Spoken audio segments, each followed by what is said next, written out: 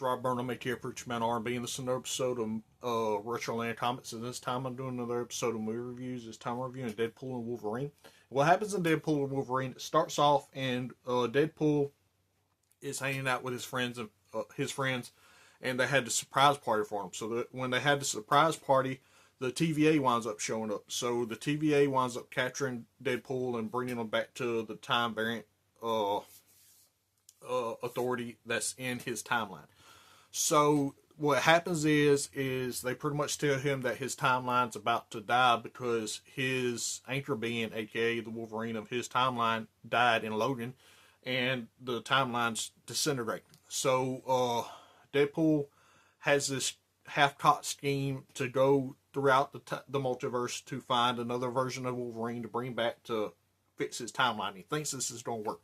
Well, he goes through and he sees the comic accurate version of Wolverine. He sees the Wolverine that goes up against Hulk, Old Man Logan, the Wolverine that is held up on the X and crucified on the X of that one cover that they have, and the Apocalypse version of Wolverine that has his hand cut off.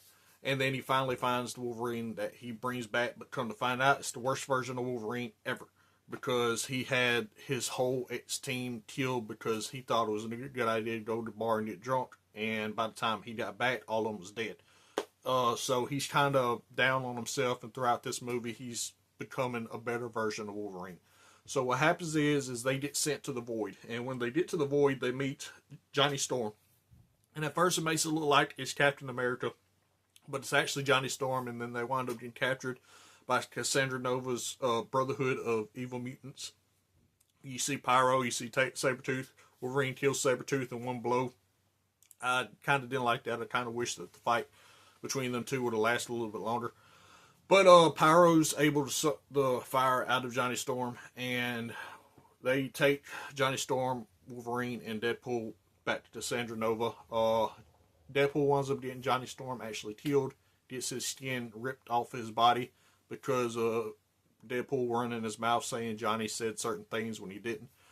After this, the Eater from Loki, I can't remember his name, it's like the cloud thing that like eats and destroys stuff in the Void, it's coming from him, so they had to escape. They wound up escaping. They find Nice Pool, they get his van, and they drive to try to find the people that was working with Johnny, and come to find out, whenever they do finally get there, H23 actually gets them there after they have a fight in the van, and it's this whole scene. So she brings them there, they wake up, and we see Elektra. She comes out first, and then Blade comes out, and you can ask my ex-girlfriend that was with me when I first watched this movie.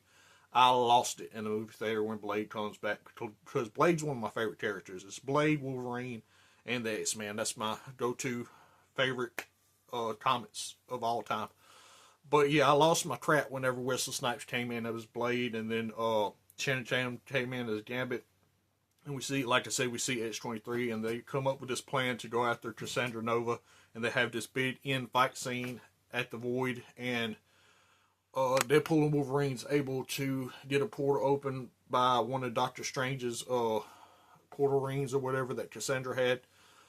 They wind up getting Juggernaut's helmet and putting it on Cassandra, but Cassandra talks them into taking it off so she can help them, and they wind up getting out of there, but Cassandra follows in behind them and is trying to destroy all timelines except for the Void. And then she brings the Council of Deadpools all out, so Wolverine and Deadpool has to fight all the different versions of Deadpool. We actually see Wolverine's mask in this scene. I lost my crap in the theater when that happened as well, because I love Wolverine's whole costume and mask, and I love that it is in this movie.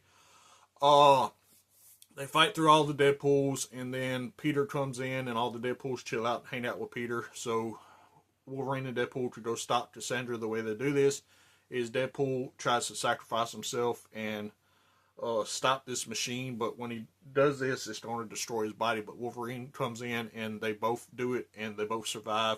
And then the new leader of the TVA, the woman we've seen in Loki season 1 and 2, she comes in, and she shows Deadpool that his timeline's fixed, and Wolverine decides to stay back in Deadpool's timeline. So the two happens that Other than that, that's all that really happened in this movie. My question for y'all is, now that Deadpool and Wolverine have saved Deadpool's timeline, what's going to happen next? As always, Rob Burnham, ATR Preacher Man, Army signing out. Guys, GG's awesome. It's been an episode of Richard Lane Comics. See you next time.